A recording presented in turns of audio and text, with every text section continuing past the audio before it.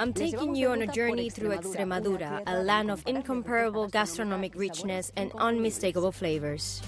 A biodiverse farming region where tradition and sustainability merge to produce Spain's culinary treasures. We travel through this region of western Spain to visit the district of La Vera, the birthplace of Spanish paprika called pimentón, Cáceres, where creamy torta cheese is produced, and La Serena in Badajoz, to learn about how lambs are reared. Europeans brought red peppers to Spain from the Americas in the 15th century, and monks started growing them here. The traditional drying method is still used to this day. Here's the fire. It has to be made with oak and holm wood. Have to stoke it every 3 hours so it always keeps the same temperature. And where are the peppers? The peppers are upstairs. The smoking technique and the type of wood are essential to have the Pimentón de la Vera denomination of origin quality label. They're turned over every day before they get to the mill to become the finest red powder. Maite is a fourth-generation pimentón maker. Once they arrive at the factory, they go through the different grinding processes. This is the first step, which is a minimal grinding, and then it goes through the mill 3 more times. It is a stone mill, so it takes out the oil and the juice from the seeds. A gourmet spice with a distinctive smoked aroma, flavour and colour. Its smoky undertones elevate the essence of the most diverse dishes.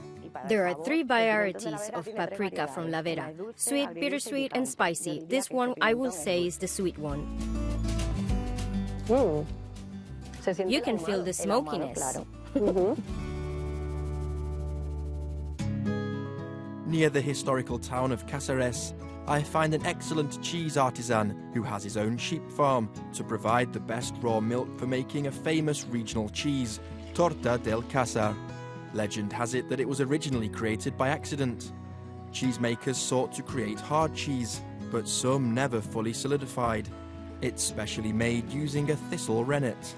One of the main characteristics is the rennet. It's called the Cinara cardunculus. The pistils are removed and macerated the day before to obtain a liquid that we add to the milk. This liquid is what makes the cheese creamy and proteolytic.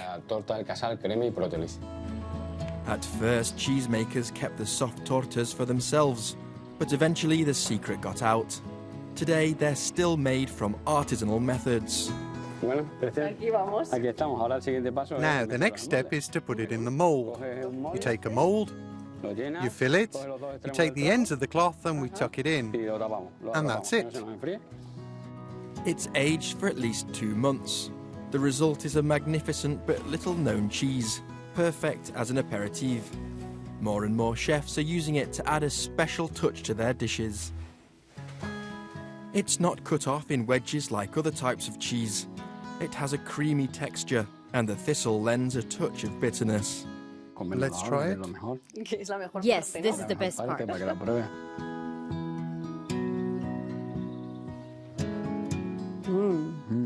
It's so good, very creamy. But sheep don't just make excellent cheese.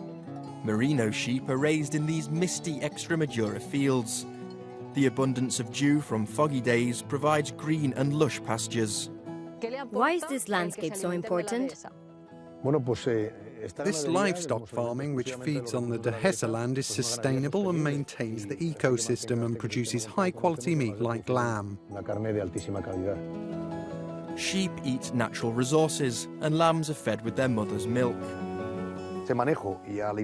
Feeding exclusively on their mother's breast milk means that the meat of the lambs has special and different characteristics in terms of the tenderness, juiciness, and all the organoleptic characteristics. It's easy to cook and a delicious source of high-quality protein.